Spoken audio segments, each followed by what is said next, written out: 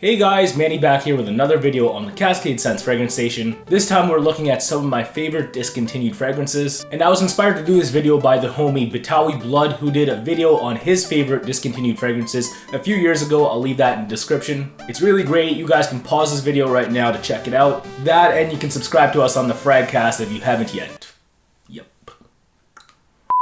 Anyway, I'm going to turn this into a tag series, so stay tuned until the very end of the video to find out if one of your favorite fragrance gurus gets tagged to do this too. Now, as far as my list, I got a little bit of everything here. I got some female, male, and unisex scents that to my knowledge are no longer in production by the brands that made them. That being said, I left some of my favorites off of this list because I personally do not own them. I'm just mentioning them now because they're equally worthy of bringing back into production. So I guess that is what this is. Here are my top 5 discontinued fragrances, or top 5s I'd want to bring back into full production. And we might as well count down from number 5. This one is the 2010 release from the French jeweler Van Cleef & Arpels. It's called Midnight in Paris. Going to preface this by saying that this version of Midnight in Paris is the Eau de Parfum, but both this and the Eau de Toilette have been discontinued and are no longer on the Van Cleef & Arpels website circa 2014 to 2015. And no, I don't detect a notable difference in scent alone between the two. Now, I didn't like this fragrance at first, and I thought I would, partially because I love the bottle, I love Paris, and my favorite movie is actually Midnight in Paris. But oh well, I thought that the citrus leather opening was super weird, and I still kind of feel that way. But give this stuff a few minutes to an hour. Being a tea lover myself, I really adore the tea in the heart. It really puts you at ease in the transition to the gourmandy smoky base, which contains almond, amber, benzoin, incense, and tonka. Yummy stuff right there, reminiscent of a niche quality style blend in my opinion. Also to note, I know it's billed as a men's fragrance, but F that, it's totally unisex. Anyone who knows this frag will say that. So because it is unisex, its scent is yummy, and it has a sexy bottle, and it was adequately priced off of the online discounters, I'm going to miss Midnight in Paris by Van Cleef & Arpels, and that's worthy for my number 5 spot on this list. Next up on this list is the 2003 Rive Gauche Pour Homme by Yves Saint Laurent, which was, and I'll say this with quotation marks, discontinued in 2011. And before I get into the Fougères technicalities, it can be argued by its rabid cult following that Rive Gauche Pour Homme should be head and shoulders above every other scent on this list.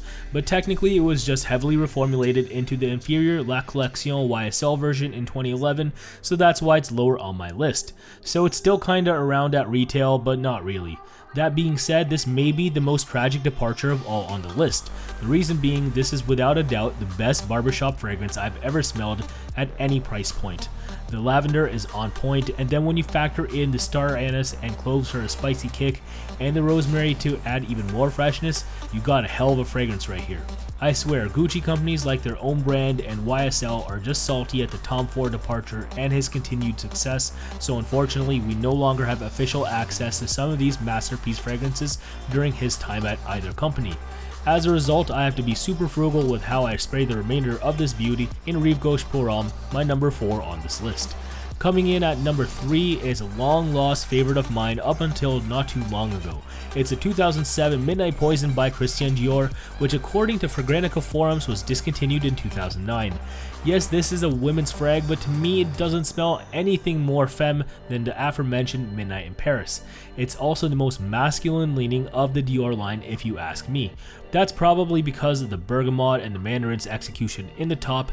It's super fresh, and actually I think the fragrance heavily benefits from that, because it transitions to a rosy heart that is equally fresh in a flowery sort of way, supported by the vanilla in the base, but primarily by the amber and patchouli. Honestly, it's an amazing scent for a seductive night out or date night for a female or male who has an edgier aura or personality that can fit this.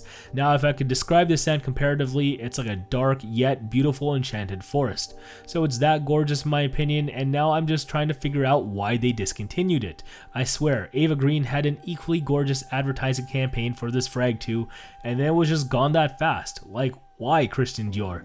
Anyway, at the end of the day though, Midnight Poison is sadly gone, but for me it is worthy of buying more bottles of, and that's why it's number 3 on this discontinued list.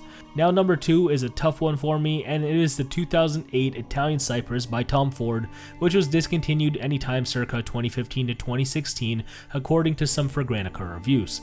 That being said, there's still a limited run available on the Tom Ford US website as well as Sephora as of this video's release. First off, I love this Chypre with its beautiful green cypress with some woodiness and some fresher notes. I truly felt that the Tom Ford private blends needed an A+ Chypre green scent, and to me, Italian cypress was exactly that. I also love this scent so much because it's one of the more seasonally versatile Tom Ford private blends. It's very evocative of spring, yet not too heavy for the summer, and it has an adequate woodiness for the fall, but still thick enough for the winter too. To me, that's great because most of the active private blends you think of are usually only pro-cold climate or only pro-warm climate. So of course I can only speculate to why this got discontinued, but who knows in the end. I'll probably pick up another one while supplies last. And lastly, to no surprise to anyone who has followed this channel for a while, number 1 on my discontinued list is Gucci Pour Homme 2 by Gucci. And as of summer 2015, it is no longer available on the Gucci US website's fragrance page, but if you dig hard enough, you can find its page with a quick Google search, but it says currently not available. Now because of that, I 99.9% doubt it's coming back, that and because there's a very legitimate fragrance online discounter in my country called Fragrance Buy who has listed it on their discontinued page.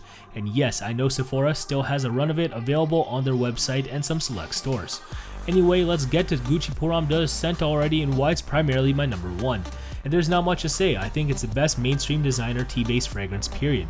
It's executed in such a warm way with the cinnamon, as well as the grassy quality with the violet leaf. It's just a really comforting scent that puts me at ease more than any fragrance.